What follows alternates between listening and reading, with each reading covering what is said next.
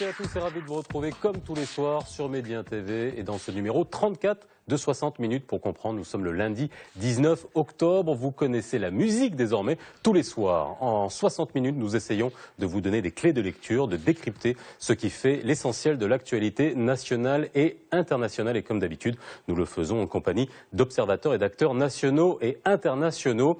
Les réseaux sociaux, n'hésitez pas à réagir dessus, la page Facebook de Média TV ou le compte Twitter de l'émission sur le hashtag 60MPC. Les invités qui ont accepté d'être avec nous ce soir sont Monsieur Hassan Al-Arafi. Vous êtes professeur de finances publiques à la faculté de droit de Rabat Agdel et vous êtes également ex-magistrat de la Cour des comptes. Abdelkader Boukhris, président de la commission fiscalité à la CGEM, les impôts, et on va en parler. Et Aboubacar Yacouba Barma, vous êtes journaliste au quotidien Les Échos. À partir de demain, les discussions autour du projet de la loi de finances 2016 vont commencer, soumises aux députés, puis à la Chambre des représentants avant d'être votée et adoptée avant fin décembre. Comment cette loi de finances est-elle conçue et votée? Quelles sont les parties prenantes? Quelles sont les principales propositions qu'elle comporte? Et surtout, quel impact sur nous, Marocains? Loi de finances 2016, enjeux et impact, c'est le titre de l'émission de ce soir.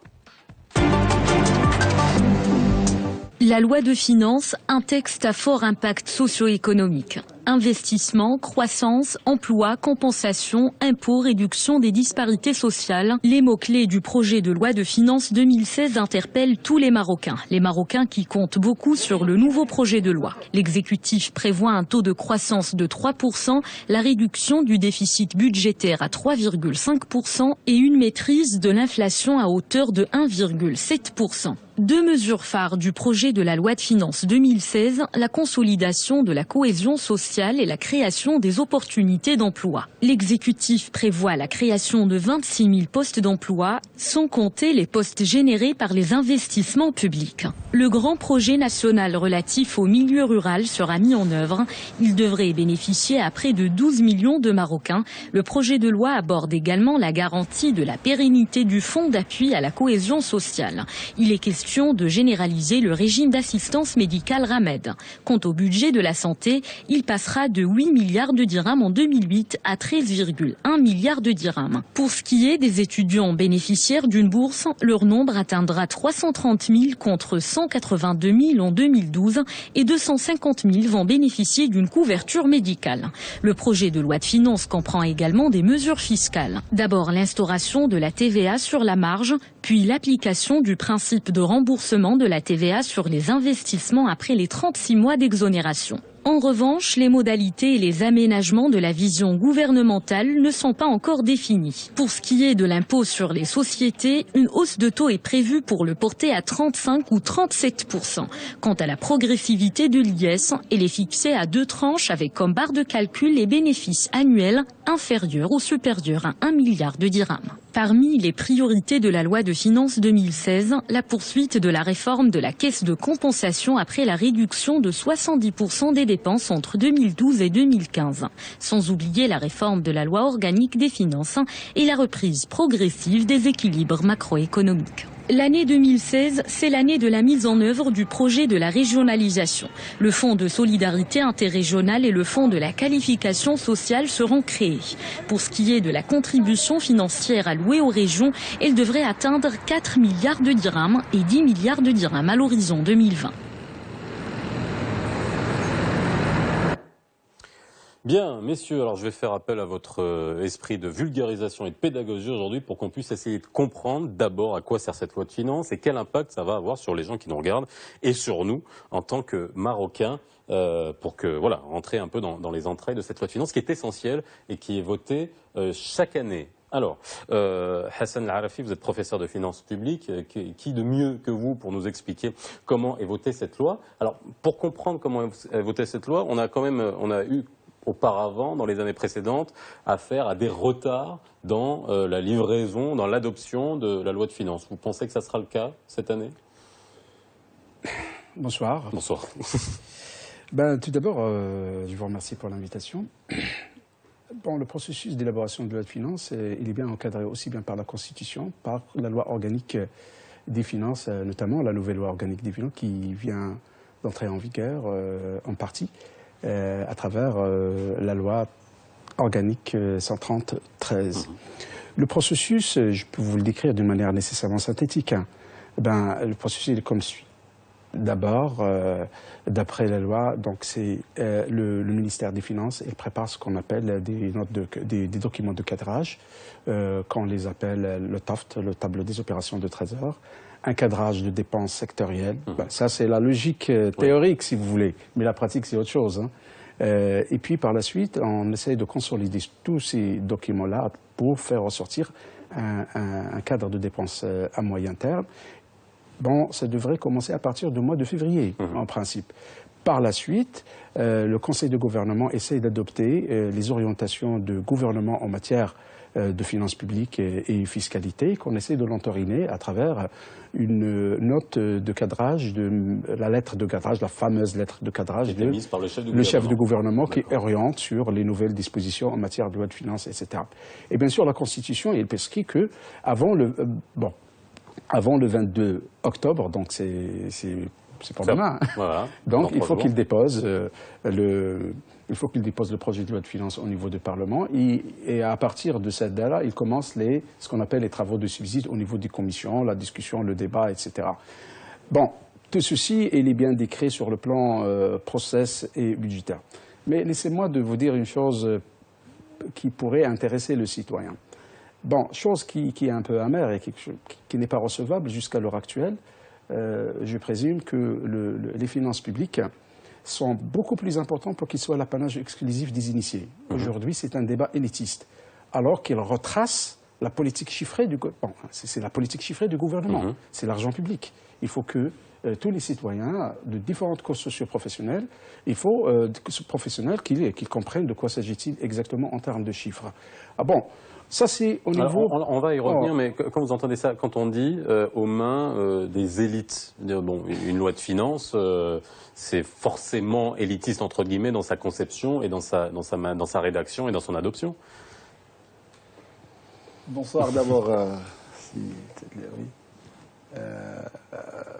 Moi je pense que la loi de finances, c'est vrai que c'est pas forcément quelque chose qui est entre les mains de l'élite. C'est vrai que la discussion se fait entre les mains de l'élite, mais sa préparation, son élaboration, elle émane, en tout cas en ce qui concerne la CGM, elle émane des opérateurs, puisque nous au niveau de la CGM, nous avons un dispositif qui permet d'associer l'ensemble des fédérations sectorielles, l'ensemble des associations professionnelles, tout au long de l'année, puisque la loi de finances, elle démarre, je dirais, au 1er janvier. Oui.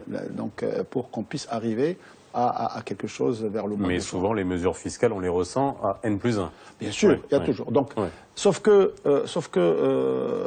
comme le sujet est très technique, donc forcément, à un moment donné, il y a un décrochage qui se fait entre la préparation et l'élaboration et la discussion qui se fait avec les pouvoirs publics. Puisqu'avec les pouvoirs publics, malheureusement, la discussion est technique. Et donc c'est pour ça qu'on a l'impression des fois que c'est une discussion qui est réservée à une certaine élite. Mais je pense que en tout cas les opérateurs sont conscients et puis il faut dire que c'est un grand rendez-vous. La loi de finances est c'est le rendez-vous le plus important dans la vie d'une entreprise, puisque ça touche les impôts, et quand on touche les impôts, on attend avec impatience.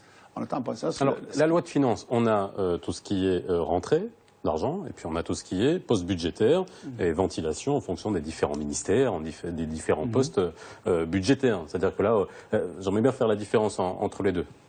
Contribution, c'est la fiscalité, et les dépenses, c'est tout ce qui est dépenses. Je vous ai posé une question au début. On avait eu, au début du gouvernement Boumedienne, un retard dans la mise en application, la rédaction et l'adoption de la loi de finances. Est-ce qu'aujourd'hui, on peut présupposer que ça sera voté à temps?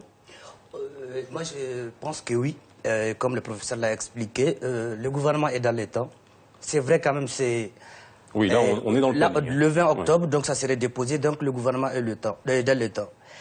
Il reste au Parlement maintenant 2 mois au courant de cette session budgétaire. Les 2 chambres du Parlement vont passer à l'examen pour qu'au plus tard, le 31 décembre, elle soit votée. Et je pense que les inquiétudes, c'est surtout par rapport à la validation du projet. Ça a été fait. C'est vrai, à chaque année au Maroc, c'est comme ça, on l'a vu en 2011 et 2012. Quand la préparation de la loi de finances coïncide avec des élections, il y a forcément risque de retard. Mais quand même, cette année, ça a été fait. On est le 20 octobre et sera déposé. Donc, je crois qu'il n'y a pas d'inquiétude majeure à la matière.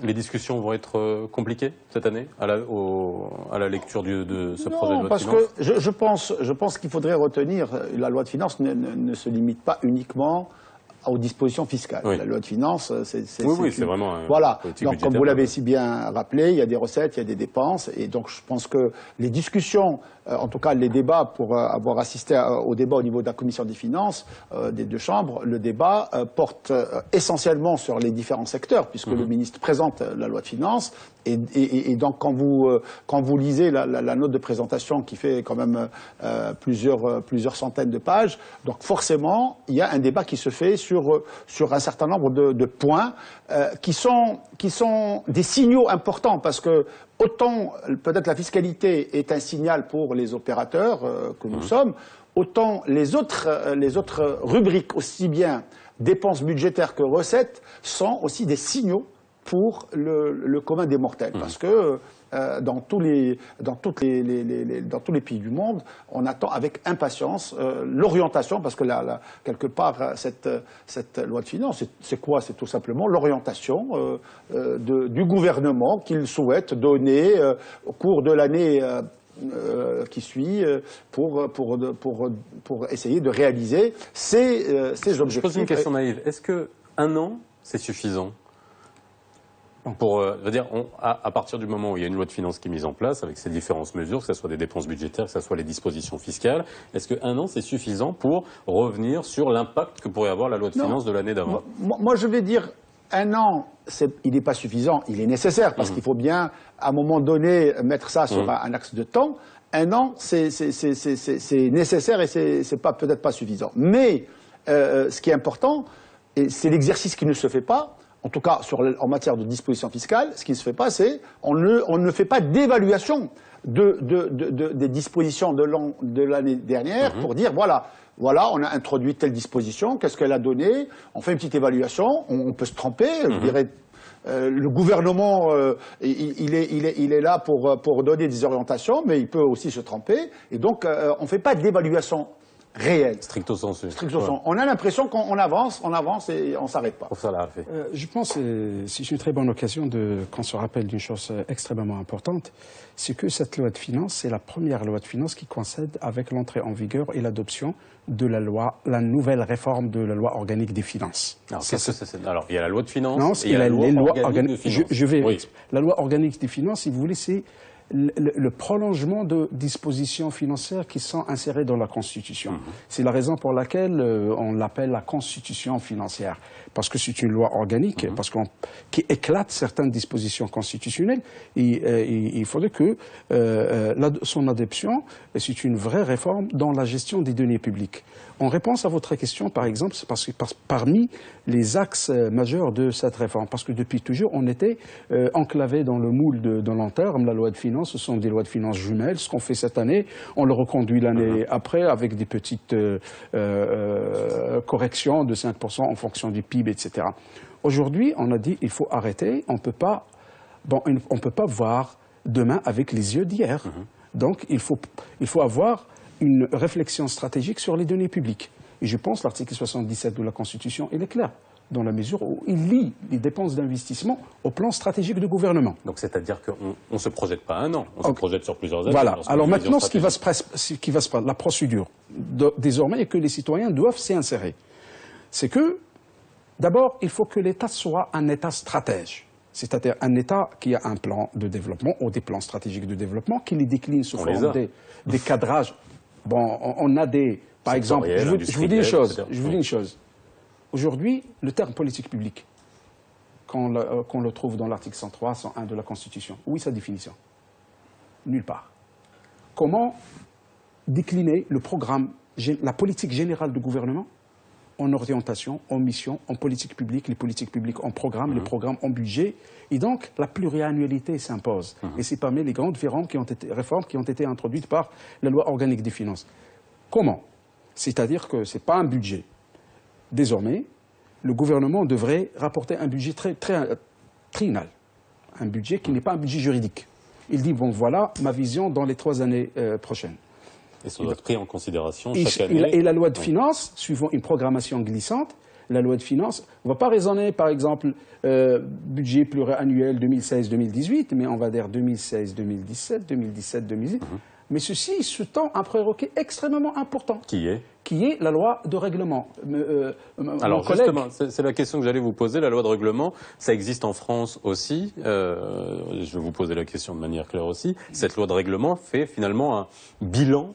Si je devais faire un parallèle avec une entreprise, c'est quoi? C'est le bilan de l'exercice comptable de l'année écoulée. On vérifie que tout s'est passé suivant les plans qu'on avait faits. Et à partir du moment où la loi de règlement est sortie, on peut émettre la loi de finances. Parce que sur cette loi de règlement, ce qu'il faut retenir, c'est que historiquement, autant les recettes qui sont budgétisées sont réalisées, autant les dépenses sont rarement réalisées. Pourquoi? Parce que quand on prend par exemple le budget d'investissement de l'État qui est prévu, souvent il est réalisé à 60% ou 70%. On a vu il y a 2 ans ou il y a 3 ans, rappelez-vous, où il y avait 15 milliards, et il y a toute une polémique sur 15 milliards, et il a fallu, à un moment donné, faire une correction dans le budget de 15 milliards. C'est quoi ces 15 milliards? C'était tout simplement, c'était un budget qui était prévu et qu'on n'a pas... Une amputation. Et voilà, une amputation. Donc, on n'a pas... Donc, et c'est la même chose en termes des autres dépenses. Moi, j'ai donné bon, probablement la seule dépense qui est réalisée à 100%, c'est les dépenses de fonctionnement, parce que, et notamment, oui, notamment les dépenses concernant... Vous êtes en train de me dire qu'on ne dépense pas tout l'argent qu'on a prévu? En fait, c'est pas question de dépenser tout l'argent parce que la loi des finances, encore, comme ils ont dit, c'est des prévisions. Il y a des prévisions sur, même quand c'était l'ancienne loi où c'était sur des années, sur une année, mais il y a des programmes établis pour plusieurs années. Donc, dans ce cas, forcément, il y a ce qu'on mesure, qu'on appelle le taux d'exécution, qui permet, en fonction de l'autorisation reçue par le gouvernement, puisque, en fait, c'est ça la loi de finances. C'est pour ça que la loi de finances n'est pas que seulement le budget. Dans la première partie de la loi de finances, il y a des autorisations de dépenses, de nouvelles décisions et tout. Et à chaque mois, à chaque année, il y a ce qu'on appelle la mesure du taux d'exécution, qui permet de savoir, par rapport à ça, par rapport à ces recettes, savoir qu'est-ce qui a été fait, qu'est-ce qui n'a pas été fait. Ça se fait à quel moment, ça? Bon, pour expliquer aux citoyens d'une manière simple et non simpliste. Hein. D'abord, le problème, comme mon collègue l'avait soulevé, notre problème, c'est qu'il n'y avait pas une reddition de comptes systématique sur ce que nous avons exécuté. Si on revient à la Constitution et à la loi organique, qu'est-ce qu'il dit au gouvernement? C'est qu'il doit déposer le règlement dans son budget dans la pénultième année. C'est-à-dire, si nous sommes en 2017, le Parlement ne doit pas voter la loi de finances de 2017 s'il n'a pas le règlement de budget de 2014. Chose qu'on ne respecte pas jusqu'à l'heure actuelle, malheureusement. Et donc, on n'arrive pas à mettre le lien entre ce que nous avons exécuté réellement. Pour la loi de finances 2016, on serait censé on devrait d'abord, parce que pour que le Parlement ait la visibilité nécessaire, parce que nous sommes dans une situation d'asymétrie informationnelle. On demande aux députés de voter quelque chose qui n'a pas d'historique. C'est-à-dire que la loi de finances, c'est une loi de finances qui a l'apparence d'être isolée, orpheline. Vous êtes d'accord avec ça, c'est Bourkès? C'est important de mettre le doigt là-dessus, non mais c'est vrai. Non, je pense que les propos de mon collègue sont tout à fait à leur place, parce que je crois que ce qu'il a rappelé à juste titre, c'est cette notion de loi organique qui est très importante et qui est venue avec un certain nombre de règles. La seule chose, ce qui est regrettable, c'est que cette loi organique ne sera applicable qu'en 2017 ou en 2018, au mieux, hein, au mieux.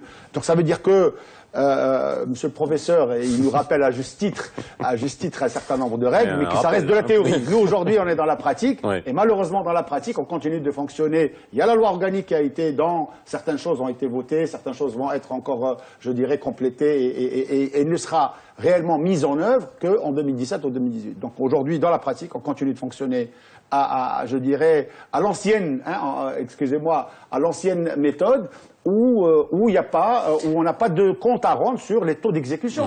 Je dirais, on n'a pas de compte à rendre sur les taux d'exécution, malheureusement. Alors, il y a quelque chose qui est important. Oui, c'est là, je voulais juste poser la question. Je veux poser une question. Allez-y, posez à moi, allez-y. Est-ce que les citoyens savent comment l'État rend compte?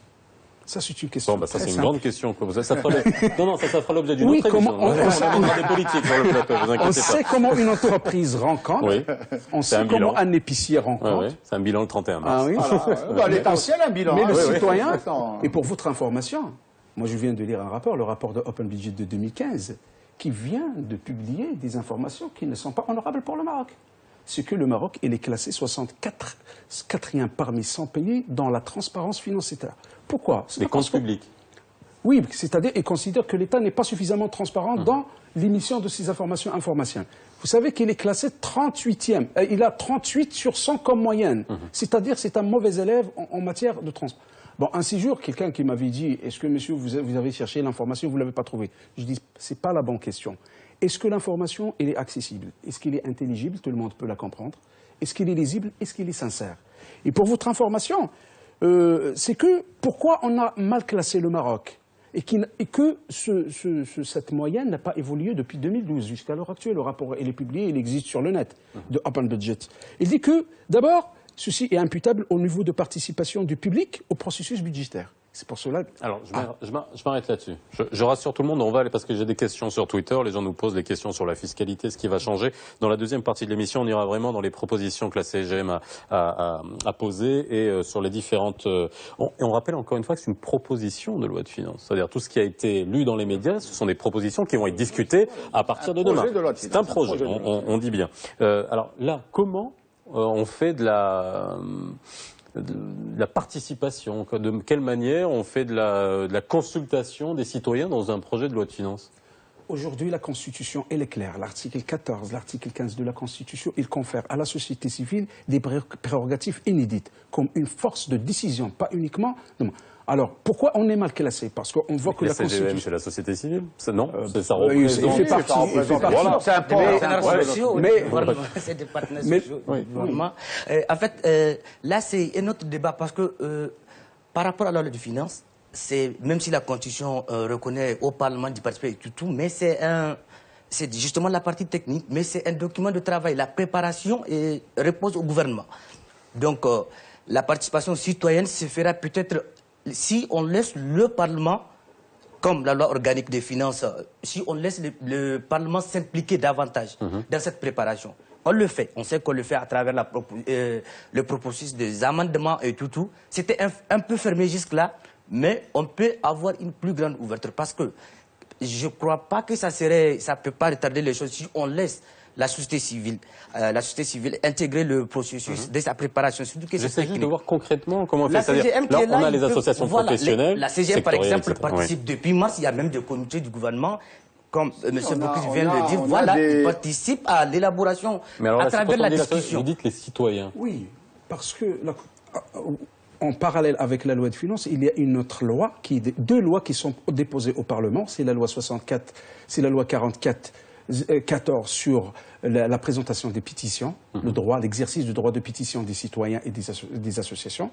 Et il y a une autre loi sur les motions législatives. Demain, la société civile, elle a le droit de présenter une pétition à insérer dans la loi de finances. Mais malheureusement, monsieur le professeur, c'est que ces choses-là, ils ne sont pas là. Ces outils-là, aujourd'hui, on les a pas. On devrait plaider pour qu'ils soient là. On devrait les avoir. Nous, on souhaite que ces outils-là, ces textes de loi qui sont dans les tiroirs aujourd'hui. Ils sont pas ils sont en projet, en état de projet. Voilà, il faut qu'ils sortent, qu'ils voient le jour, parce que nous... J'ai des chiffres qui sont alarmants.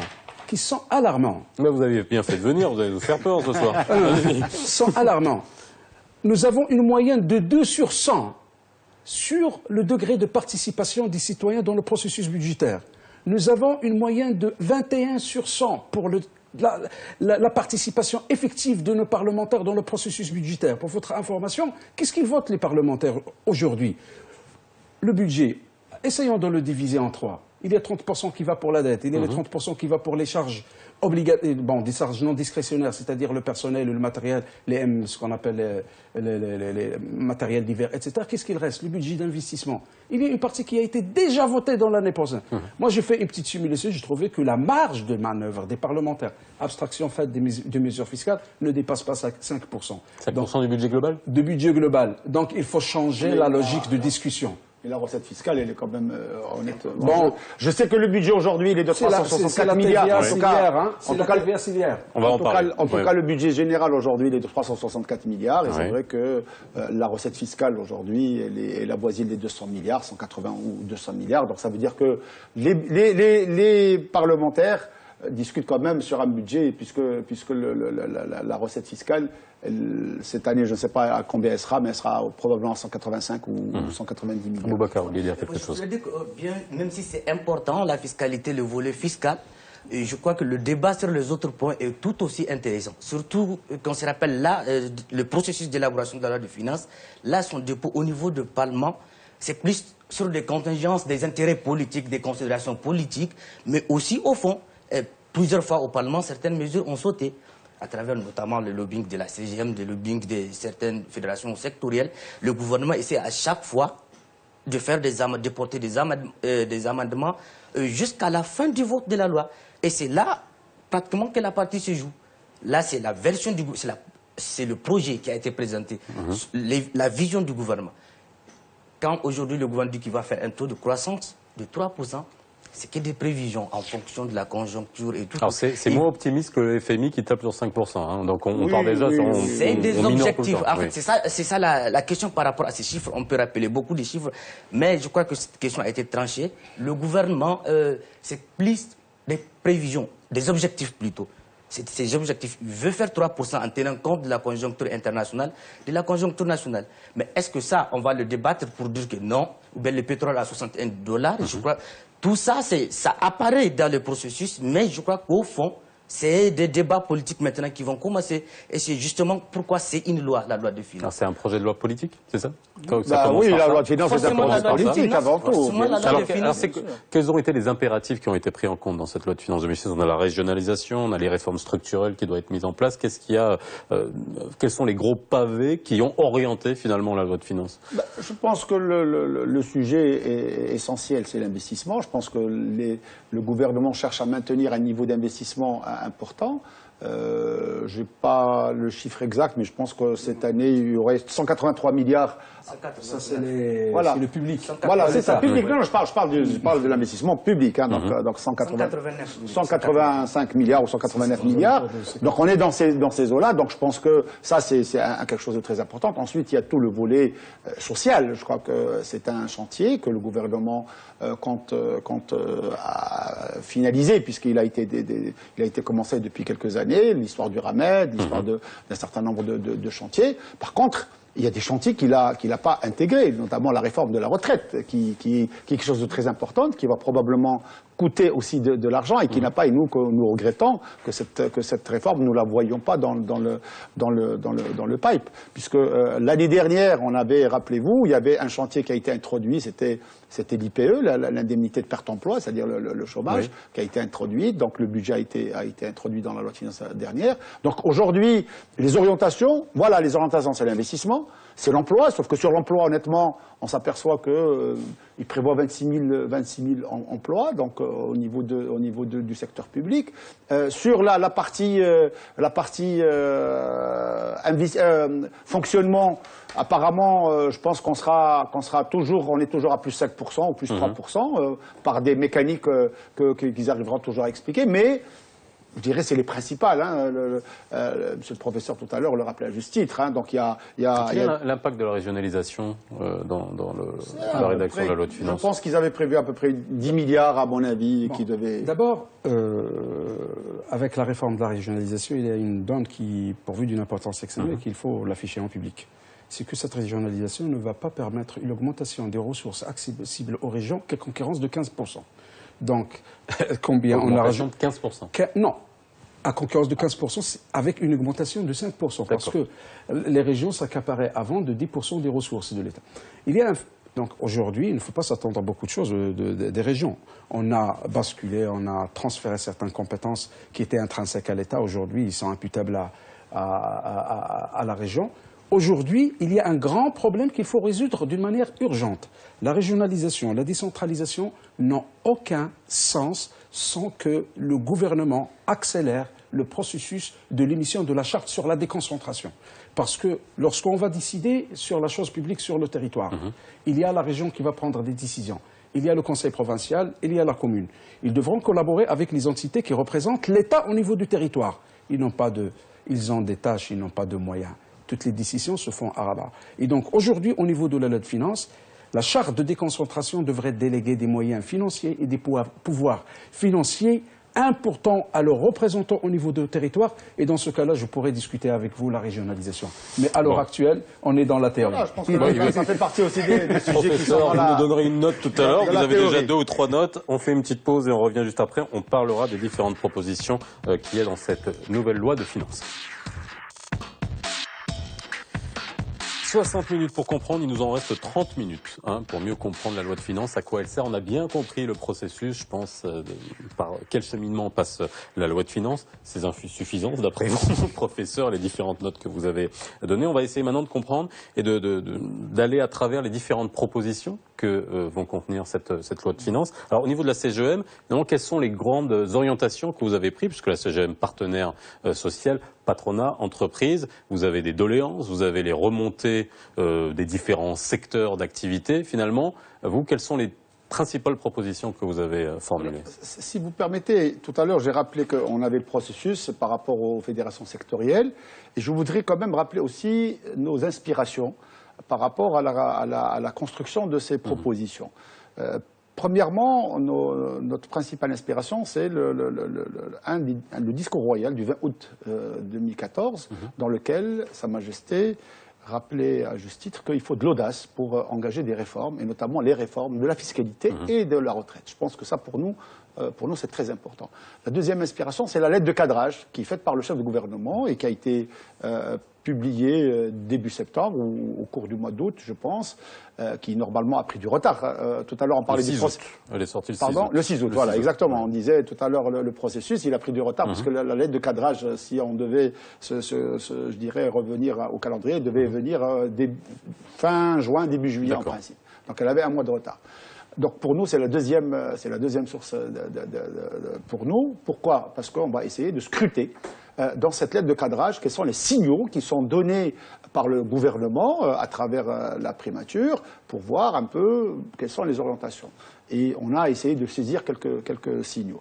La troisième source pour nous, c'est nous avons fait une étude de compétitivité au niveau de la CGEM et nous avons essayé de retenir les recommandations de la fiscalité, donc qui sont liées au volet fiscal, puisque la compétitivité touche beaucoup de choses. Et donc on a essayé de... Et puis dernière chose, on ne peut pas s'écarter des recommandations des assises de la fiscalité de 2013. Donc c'est très important, où il y a eu quand même une grande messe dans laquelle il y a eu tous les opérateurs, les acteurs qu'on attendait depuis longtemps. Pardon, et qu'on attendait. Donc chaque année, on essaie de nous faire comprendre que c'est très difficile et tout ça. Bon, chaque année, on introduit des petites mesures concernant les recommandations. Donc on attend, nous, on essaye de rester dans ce sens. D'où, pour nous, les propositions. Alors, les propositions, pour nous, elles sont structurées autour des axes les plus importants. D'abord, on a des mesures budgétaires, on a des mesures non budgétaires. Parce que nous sommes conscients qu'on ne peut pas aller que vers des mesures budgétaires. Il y a aussi des mesures non budgétaires.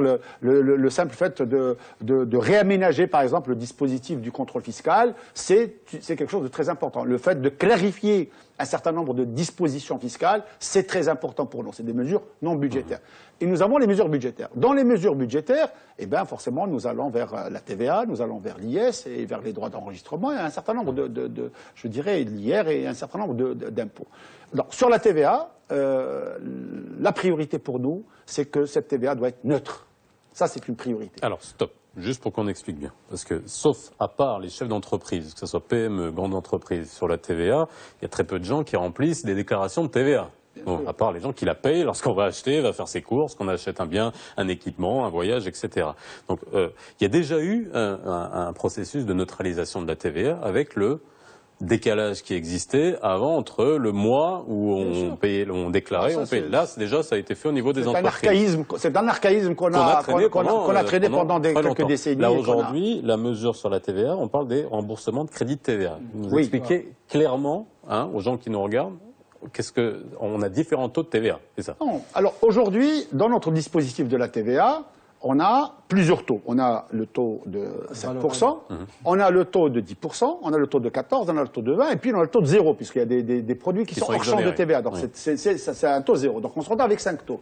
Et quand vous êtes dans une économie à plusieurs taux, donc forcément vous avez des intrants à certains taux et vous avez un chiffre d'affaires à un autre taux. Et donc on crée à un moment donné, pour peu que vous achetez à 20% et que vous vendez à 7% ou en exonéré, ben vous vous retrouvez avec une TVA en amont qui n'est pas récupérable. Voilà. et qui est censé être remboursable. Pourquoi remboursable? Parce que c'est ça le principe de la neutralité de la TVA. C'est que quand moi je dois de l'argent, quand moi je dois de la TVA au Trésor, je fais mon chèque et je paye ma TVA. Quand je suis en crédit TVA, il faut que l'État me rembourse. Sous d'autres cieux, c'est un droit, c'est une obligation de rembourser. Donc ça, c'est ça, pour nous, on dit il faut que la TVA soit neutre pour l'opérateur que nous sommes. Ça, c'est très important. Alors, il y a eu un processus. Mais ça, c'est l'essence même, c'est l'ADN de la TVA, c'est-à-dire fiscalement. Je ne suis pas fiscaliste. Mais sauf que la seule chose que je voudrais rajouter, c'est que depuis l'introduction d'un dispositif de remboursement de TVA qui a été introduit par la loi de finances 2014, et puis donc ça a été complété par un décret en 2015, donc aujourd'hui, on a donné la possibilité à certains opérateurs de se faire rembourser la TVA avec des conditions qui sont un peu draconiennes à notre sens et des procédures qui sont un peu lourdes, ce qui a découragé beaucoup d'opérateurs. Bref, on a des opérateurs qui ont déposé des déclarations. Et puis nous, qu'est-ce qu'on dit aujourd'hui? On dit, tout à l'heure on parlait de transparence, et à juste titre, nous on dit aujourd'hui on veut de la transparence. On veut tout simplement qu'on nous dise, voilà, il y a 100 opérateurs, il y a 200 opérateurs qui ont déposé leur déclaration, on a remboursé 20, il nous reste X, on a remboursé 5 milliards, il nous reste 1 milliard, on a remboursé. Donc, malheureusement, ces informations, nous ne les avons pas. D'où, dans notre proposition, nous demandons à ce qu'on mette en place un espèce de suivi pour essayer de donner de la visibilité. Parce que sans visibilité, vous ne pouvez pas y aller. Professeur Laralfi. Moi, je veux m'inscrire à une autre logique pour faire comprendre aux citoyens comment ça se passe comment devrait se passer la discussion au niveau de la loi de finances en matière de recettes fiscales. Supposons que nous avons 100 dirhams. D'où nous avons 700 dirhams. Il y a 30,4, d'après les chiffres de la loi de finances 2015, vient de la TVA. Et 13 dirhams,3 vient de ce qu'on appelle les accises, les taxes intérieures de consommation. Les deux, ils présentent ce qu'on appelle la fiscalité de consommation. Qui la paye? C'est le citoyen. Il n'a pas le droit de se faire rembourser. Et donc, la dernière coûte de la cascade financière. Et donc, c'est lui qui devrait supporter. Ici, les entreprises, ils jouent uniquement le rôle de l'intermédiaire. C'est-à-dire, elles travaillent pour le compte de l'État. L'entreprise collecte de la TVA. Voilà. Sauf les sociétés de services, parce que les sociétés de services, ça se tue sur le champ, la TVA. Au niveau de l'IS, c'est-à-dire les opérateurs, ils contribuent presque à 23 dirhams. Et dans ces 23 dirhams, nous avons 2% des sociétés marocaines, ce sont les chiffres de la DGI. Ils payent 80% des recettes de l'IS. Ce sont les banquiers et le secteur d'assurance. Avec un taux qui est... Pour expliquer encore une fois que 2%, finalement, l'IS, on le paye sur des bénéfices. Ah oui. Voilà, l'IS, on les paye sur des bénéfices. Donc il y a seulement 2% des entreprises qui payent la majorité, en gros, un peu plus de 2% d'entreprises qui déclarent des bénéfices. Non, 61% des entreprises, d'après les déclarations officielles, ils sont publiés sur le net, que 61% des sociétés et des entreprises marocaines, ils déclarent une situation déficitaire. Oui, c'est ça. Bon. Voilà, déficitaire. Oui, non, je pense que c'est quand même des chiffres qui sont alarmants. Je crois qu'il faut se poser la question, pourquoi on est dans une situation de déficit chronique? Pourquoi on n'a que 2%? Je crois que c'est des chiffres qui existent déjà depuis au moins 10 ans. Voilà, c'est pas d'aujourd'hui. Donc je crois qu'aujourd'hui, il faut que les pouvoirs publics se posent cette question et qu'ils essayent d'y remédier. Nous, on le sait de toute façon. C'est quoi aujourd'hui? C'est que les entreprises, il y a une telle pléthore d'impôts, de taxes parafiscales, de taxes locales, de taxes de TIC. Donc il y a une telle pourquoi quand on parle d'impôt, on fait toujours ça? L'impôt, ça vient de l'imposture. Moi, je crois que le problème de la fiscalité, c'est vrai, c'est important dans la loi de finances, mais il n'y a pas que ça. Par rapport à la fiscalité, c'est vrai. En fait, non, mais là, j'aimerais qu'on fasse un point vraiment sur la fiscalité. Oui, il y a un problème de la fiscalité. En fait, à chaque année, quand il y a la loi de finances, depuis 2013, depuis les assises de la fiscalité, les gens s'attendent surtout les opérateurs, à un grand chamboulement. Vraiment ce qu'on appelle une réforme. Mais je crois qu'il y a la nécessité de faire des réformes, et que ce soit au niveau des politiques, au niveau du gouvernement, au niveau des opérateurs. Le Maroc a traîné des boulets par rapport à son histoire fiscale depuis des années à travers les incitations, puisque tout ce qui a été fait jusque-là depuis des dizaines d'années, mais que maintenant, il y a consensus qu'il faut une réforme fiscale. Mais comment? C'est ça le problème. Alors, qu'est-ce qui doit piloter la réforme? On va dire les choses telles qu'elles sont. On le sait, notre pays, on a des entreprises qui sont structurées, qui sont à peu près transparentes pour beaucoup d'entre elles. Certaines sont extrêmement transparentes, celles cotées en bourse le sont par définition. Et puis, il y a tout le côté informel. Et là, j'ai une question d'un tweet, j'attends depuis tout à l'heure pour la poser. Quelles sont les mesures prises pour élargir l'assiette fiscale? Est-ce que dans ce projet de loi de finances, on pense à élargir l'assiette fiscale? Moi, je voudrais juste dire un mot. Oui. Je voudrais dire un mot sur l'histoire de l'informel. Un mot. Parce que l'informel, je ne pense pas qu'il faut lier l'informel à la fiscalité. C'est vrai que la fiscalité. Ce sont des gens qui ne payent pas d'impôts. Voilà. Non, mais ce qu'il faut savoir, c'est qu'on ne peut pas non plus guérir l'informel par la fiscalité uniquement. On peut contribuer par la fiscalité. Le levier fiscal, comme je dis toujours, est nécessaire mais pas suffisant, mais il ne faut pas systématiquement lier l'informel à la fiscalité. Ce qui est certain, c'est qu'aujourd'hui, moi, opérateur, je suis pénalisé par rapport à l'informel, parce que moi, je dirais, je paye mes impôts. Par contre, les gens qui sont dans l'informel ne payent pas leurs impôts. Mais si nous voulons ramener l'informel vers le formel, il faudrait qu'on se pose avec tous les acteurs. Il y a le côté social, il y a le ministère de l'Intérieur, il y a les différents secteurs, donc pour qu'on puisse vraiment poser la problématique. Parce qu'il ne faut pas à chaque fois lier l'informel à la fiscalité.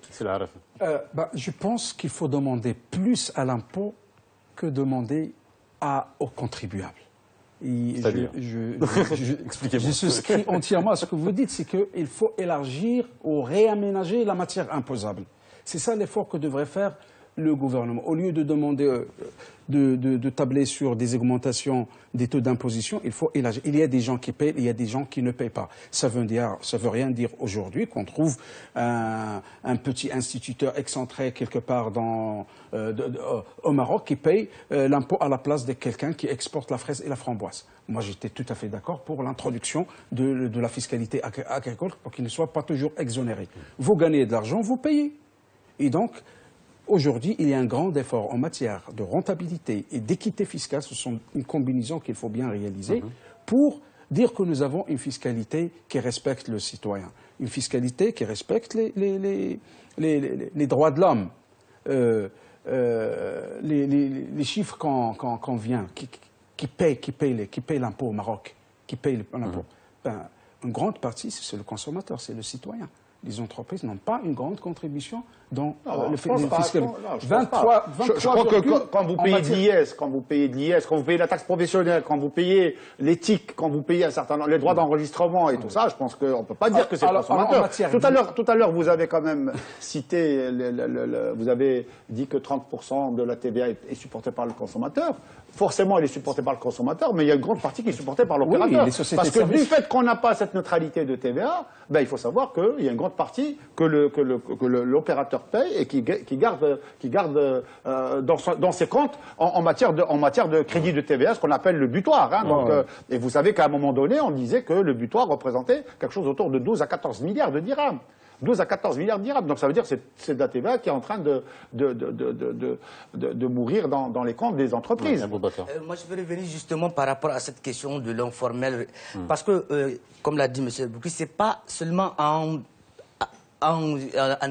déclarant les sociétés, les intégrer dans le formel, qu'on va élargir l'assiette fiscale. Parce que sinon, on peut intégrer, on peut donner le NIF, le numéro fiscal au PME, au TPE même. Mais ils vont se déclarer déficitaires et puis on va se retrouver dans la même situation, même sur le paiement de l'IS. Je crois que ça, c'est des mesures qui... C'est justement ça le problème. C'est comme la réforme de l'impôt sur le revenu cette année. Ça ne touche pas que les entreprises, mais il y a des réticences partout. L'État, dans une seule loi de finances, on ne peut pas venir bousculer tout. Ça, c'est le résultat d'années de J'aimerais bien revenir sur les mesures de l'imposition, parce que là, le temps passe et on n'a pas eu le temps de parler de... Je réagis uniquement sur les mesures fiscales. Je réagis sur l'informel. Supposons que l'État a adopté des mesures visant à intégrer ou réintégrer... Le statut d'auto-entrepreneur. Intégrer les acteurs dans l'informel, dans l'offre. Ils vont tomber dans ce qu'on appelle le régime net simplifié, le RNS. Le RNS, aujourd'hui, il induit le contribuable en erreur parce qu'il lui fait perdre beaucoup d'avantages en matière de déductibilité. Et donc l'État, il a un effort pédagogique vis-à-vis des petits opérateurs, parce que généralement, ils ne vont pas avoir un bilan, ils ne vont pas avoir, c'est un régime net simplifié, mais les gens, ils ont une certaine répulsivité à l'égard de l'État. La problématique aujourd'hui, c'est de ressouder les relations entre l'administration fiscale et le contribuable. Il faut reconnaître qu'il y a une crise de confiance entre les deux. Quoi, les gens ont peur des impôts. Ah oui, les gens ont peur. Pays du monde. Non, mais dans tous les pays du monde, les gens ont peur. Donnez-moi un pays où ils ont peur des impôts. Il n'y a rien d'inévitable, la mort et les impôts. Oui. Non, moi, ce que je voudrais juste rajouter par rapport à votre question de tout à l'heure, les propositions. On a parlé de la TVA, et j'ai parlé du crédit de TVA et le remboursement. Quelque chose de très important, c'est qu'on attend avec impatience la convergence vers 2 taux. Parce que tout à l'heure, on a dit qu'il y a 5 taux, donc ça veut dire qu'il faut converger vers 2 taux. Je me dis, c'est un casse-tête pour les comptables. Non, c'est pas le casse-tête, c'est pour les entreprises. Les comptables, je dirais, ils continueront d'avoir, vous savez, aujourd'hui, récupérer 7%, 10%, ça, c'est la même chose. Donc, je pense qu'aujourd'hui, ce que nous attendons, nous, en tant qu'opérateurs, c'est que l'État soit courageux pour qu'il puisse converger vers 2 taux. Parce que c'est pas évident. Chaque année, on voit qu'il faut un pas en avant, 2 pas en arrière. Bon, cette année, apparemment, on a vu, j'ai vu dans le projet, à part le transport ferroviaire qui va passer de 14 à 20%, mais ça, c'est tout simplement pour réduire, justement. Voilà un exemple même pour montrer que le fait de converger, d'aller vers un taux de 20%, vous allez réduire le butoir. Puisque l'ONCF, avec les investissements qu'il est en train de mener aujourd'hui, elle se retrouve avec un crédit TVA très important. Donc on va l'aider. C'est ce qu'on a fait l'année dernière avec les autoroutes du Maroc. Les autoroutes du Maroc avaient un crédit chronique en matière de TVA. Comme l'État ne peut pas rembourser, la seule manière, c'est de demander aux consommateurs de le rembourser. Puisqu'il suffit juste d'augmenter le taux de TVA, et ça va réduire le taux, en tout cas, sur le SMIC. La chose la plus importante, toujours en termes de neutralité, c'est en matière d'investissement. Aujourd'hui, comment voulez-vous demander aux opérateurs d'investir alors qu'il y a cette TVA qui les bloque ? Il y a 20% de TVA qui les bloque. Je pense qu'il est important, tant que, nous, on a dit, tant que le principe de généralisation de TVA n'est pas consigné dans le Code général des impôts, parce qu'il n'est pas malheureusement aujourd'hui consigné, tant qu'il n'est pas consigné, il faudrait qu'on puisse investir en exonération de TVA. Alors, il n'y aura pas d'exonération de TVA cette année, mais il y aura un remboursement de TVA, c'est déjà un grand pas en avant. Après, on verra les modalités, on verra comment les choses, comme disait l'autre, le détail, le diable est dans le détail, donc il faut qu'on attende avec impatience, mais pour nous, c'est très important, cette réforme de la TVA, si on n'arrive pas à la faire aboutir, pendant les années, on fait de la croissance, parce qu'on a loupé déjà les années 2007, 2006, 2007, 2008, où le Maroc était en pleine croissance, et on n'a pas fait ces réformes. Et aujourd'hui, on est quand même dans une année, on a quand même 5% de croissance. Et je pense qu'on a une fiscalité des entreprises qui est apparemment anecdotique. Parce qu'au moment où on dit que vous pourriez bénéficier des exonérations si vous investissez, en même temps, on vous dit, si vous investissez en matière, je vais vous retaxer en matière de taxes professionnelles. Exact. Et donc, la taxe professionnelle aujourd'hui que payent les entreprises, il est établi sur la base de la valeur locative et des immobilisations. Et donc qui augmente c'est une hérésie. Tantôt on le dit, vous êtes exonéré de la main gauche et vous êtes retaxé dans la main droite. Et ça, c'est vraiment, on dit, est-ce que vraiment nous avons une fiscalité qui est cohérente et que l'État a la possibilité de gagner l'adhésion du citoyen? Parce qu'on ne peut pas dissocier la fiscalité des valeurs de la société. Il faut socialiser aussi bien les opérateurs que les citoyens, que la fiscalité, comme le dit la Constitution, c'est une contribution aux charges publiques. Notre pression fiscale, elle est grande. Non, elle est de 22 ou 23% mais elle est brute. Hein. Honnêtement, quand on regarde les autres pays, on est dans la moyenne des pays à économie similaire ou dans le bassin méditerranéen. Je dirais, on n'a pas une pression qui est très importante. La seule chose, mais il y a une concentration. Il y a de l'informel et du formel. Le gros problème, c'est qu'il y a une concentration, comme vous l'avez dit tout à l'heure, 2% qui payent 80%, l'impôt sur le revenu, 75% est payé par les salariés. Donc il y a une concentration. Donc ce qu'il faudrait aujourd'hui, c'est essayer d'élargir. Alors justement, d'élargir l'IS, la progressivité de l'impôt est toujours quelque chose qui est important pour élargir l'assiette aussi. Là, l'IS, aujourd'hui, une entreprise, en dessous de 300 000 dirhams de bénéfices, elle paye 10%. Donc imaginons 299 000 dirhams de bénéfices, ça fait 29 900 dirhams qu'elle paye en IS. Elle passe à 301 000 dirhams, elle passe à 30%. Donc 90 000 dirhams. D'où notre proposition de la progressivité qui a été retenue, en tout cas dans le projet, puisqu'aujourd'hui vous avez un IS à 10%. jusqu'à 300 000. Si vous faites entre 300 000 et 1 million de dirhams, vous avez 20%. Et si vous avez entre 1 million et 5 millions, vous avez 30%. Et au-delà de 5 millions de dirhams, vous payez 31%.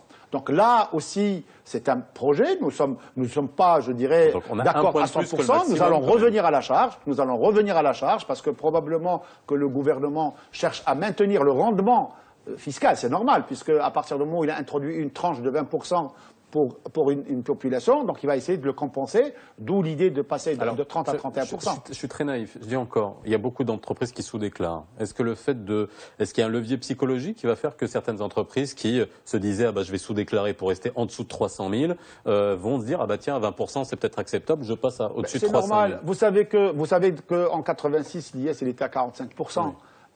Aujourd'hui, on est à 10%. Et psychologiquement, il y a la soutenabilité de l'impôt. Parce que tout à l'heure, vous avez dit quelque chose de très important. C'est qu'il y a le formel et l'informel. Il faut qu'aujourd'hui, nous sommes dans une limite où on a l'impression, on n'a pas aujourd'hui la certitude, que la fiscalité va obliger des gens de passer du formel vers l'informel. Il faut qu'on arrête cette hémorragie. Je crois que c'est ça la vigilance qu'on doit avoir. Oui. Comment on attire des gens on avait la solution, je pense qu'on réglerait tous les problèmes, mais comment on attire les gens dans l'informel vers le formel? On leur dit venez payer des impôts, mais il faut qu'en face il y ait quelque chose. Je pense que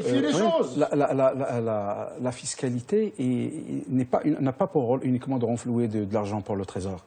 Il a un rôle de redistribution et de créer l'équilibre social. Oui.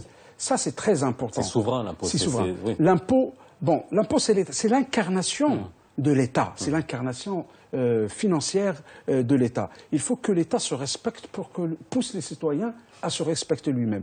Vous avez parlé tout à l'heure de la pression fiscale. Ça, c'est une notion brute. C'est-à-dire qu'il ne faut pas dernier 30% l'écart. Il faut la lier au volume de dépenses que l'État injecte pour financer les besoins collectifs. Dans les pays scandinaves, le taux de pression fiscale atteint 50%. Mais vous avez la gratuité partout.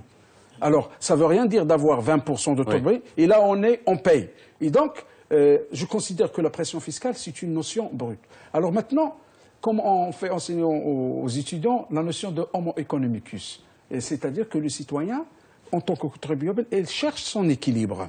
Son équilibre, c'est-à-dire, il dit, il sait si je déclare combien je devrais gagner, et si je ne déclare pas combien je devrais gagner. Et il essaie de faire son calcul théorique, même d'une manière implicite. L'État, il doit s'inscrire dans sa propre logique pour proposer des mesures qui poussent les gens à... C'est-à-dire qu'aujourd'hui, dans un pays comme le nôtre, est-ce qu'on pourrait se permettre d'avoir une fiscalité pragmatique? C'est-à-dire qu'en gros, aller... en se disant, voilà, vous avez parlé de soutenabilité, d'essayer d'évaluer les soutenabilités dans toutes les couches, que ce soit les entreprises ou que ce soit les particuliers, se dire, tiens, voilà, mais au moins récupérer de l'argent là où c'est possible, même si c'est le statut d'auto-entrepreneur, c'est le cas. Bien sûr, c'est un excellent statut. Aujourd'hui, il faut juste le mettre en œuvre, puisque il a mis du temps pour être finalisé. Il manquait des décrets, il manquait un certain nombre. Voilà, ça sort. Aujourd'hui, ça sort. C'est très bien. Donc aujourd'hui, ce qu'il faudrait, il faudrait juste simplifier. Tout à l'heure, vous dites comment on peut attirer de l'informel. Tout simplement, d'abord, comme l'a rappelé à juste titre, il faut que le citoyen sache où son argent est dépensé. Je pense que c'est très important. Et donc, la deuxième chose, il faut qu'on puisse simplifier, parce qu'il ne faut pas oublier que nous sommes quand même dans un pays, on a quand même la HCP a donné un chiffre, je crois, d'analphabètes qui avoisine les 40 ou 50%. Donc il faut simplifier, il faut essayer de rendre cette fiscalité facile à comprendre, et surtout, il faut quand même qu'on commence à réfléchir sur des impôts qui sont en adéquation avec notre tissu économique. Notre tissu économique, c'est très important. Donc, je dirais, il faut qu'on commence à réfléchir à des impôts qui soient assis sur des montants qui sont facilement déterminables. Parce que plus vous allez compliquer l'assiette fiscale, plus vous allez donner la possibilité aux gens de frauder. Il faut dire les choses telles quelles. Donc, il faut qu'on essaie de simplifier l'assiette fiscale. Et nous, au niveau de nos propositions, nous avons justement demandé on a un des piliers au niveau de l'IS, si vous regardez, nous avons demandé la progressivité, nous avons demandé la clarification des dispositions fiscales, et notamment l'alignement des dispositions, des règles fiscales avec les règles comptables. Aujourd'hui, nous avons des règles comptables qui sont différentes des règles fiscales. Donc, vous faites votre bilan selon un certain nombre de règles, puis après on vous dit non, au niveau fiscal, il faudrait retraiter, il y a un tableau de passage du résultat fiscal du résultat comptable vers le résultat fiscal. Donc, il faut qu'on essaie. Jamais fait comptable. Voilà.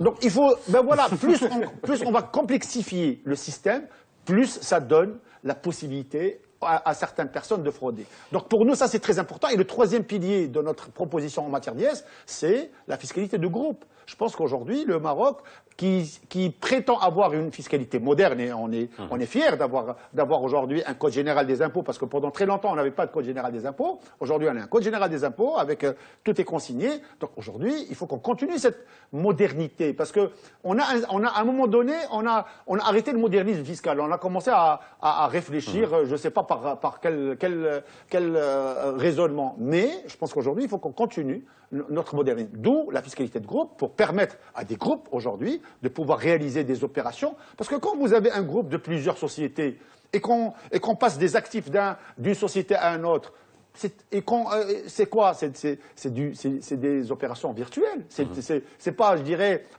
je suis propriétaire. Comment? C'est un jeu d'écriture. Mais aujourd'hui, fiscalement, vous devez passer à la caisse. Donc, d'où l'idée, pour nous, on a demandé à ce qu'on puisse intégrer la fiscalité de groupe. J'espère qu'on sera entendu. Alors, j'ai une question sur Twitter. Encore la classe moyenne qui est sacrifiée dans ce projet de loi de finances 2016. Est-ce que vous êtes d'accord avec ça? Moi, si le gouvernement décide d'abord de soutenir la consommation, de soutenir l'investissement public et tout, c'est un peu aller vite en besoin de dire qu'on a sacrifié la classe moyenne. Au contraire, moi je pense que, si vous permettez, je pense qu'au contraire, vous savez qu'il y a eu la suppression de la contribution sociale de solidarité qui est quand même impacté d'une manière significative les revenus d'une certaine catégorie sociale. Et donc cette année, au 1er janvier, elle sera supprimée. Donc je pense que là, la classe moyenne, probablement qu'elle va en bénéficier. Plus d'autres mesures. On attend de rentrer dans le détail. D'accord. D'abord, parlons en chiffres, c'est la finance. Hein. Donc, quand on parle de la classe moyenne, nous sommes par exemple dans la TVA, l'IR, parce que la TVA elle est payée par le consommateur, et l'IR. Nous avons, par exemple, 19,8% de la contribution, de la part de l'impôt sur les revenus dans la cagnotte des ressources fiscales.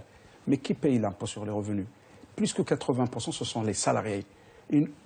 à travers l'entreprise. À travers son employeur, que ce soit la fonction publique ou que ce soit les entreprises.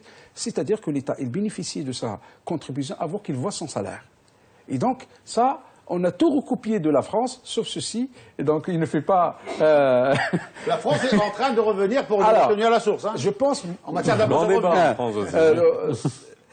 cette question de la classe moyenne, elle est extrêmement importante parce que c'est le moteur de la société. Il faut l'appréhender aussi bien au niveau des prélèvements fiscaux, et on n'a pas uniquement les prélèvements fiscaux. Il y a des prélèvements obligatoires qui sont compatibles à une fiscalité. Par exemple, les taxes parafiscales. Et je pense, les taxes parafiscales. Il faut finir que les taxes parafiscales soient toujours émises par décret. C'est pas normal. La Constitution, elle est claire aujourd'hui. Il faut les émettre. Il faut annuler la disposition il faut supprimer les taxes parafiscales. C'est même pas qu'il faut les supprimer. Alors, ce qui est marrant sur cette notion de taxe parafiscale, quand vous lisez, ça fait 2 années qu'on lit la lettre de cadrage du chef de gouvernement. Dans sa lettre de cadrage, il insiste sur la suppression des taxes parafiscales. Et chaque année, il nous sort du chapeau une taxe parafiscale. On nous sort d'une taxe. Cette année, nous avons dans le projet de loi de finances l'écotaxe, qui est une taxe parafiscale, qui a été votée en 2013, qui a été repoussée pour son... Mais qui a été baissée, hein, oui, mais ça veut dire tout simplement qu'on n'a pas réfléchi à quelque chose. Quand vous avez une taxe parafiscale ou quelle qu'elle soit, qui a été votée, dont l'application a été repoussée d'une année, donc déjà on se pose des questions, dont le taux a été revu à la baisse la première fois, il a été revu à la baisse la deuxième fois. C'est pas sérieux. Alors, je pense que là, il nous reste quelques secondes. C'est vrai qu'on n'a pas eu le temps de parler de la loi sur les délais de paiement, mais ça aussi, c'est quelque chose. Oui, mais il y a d'autres choses.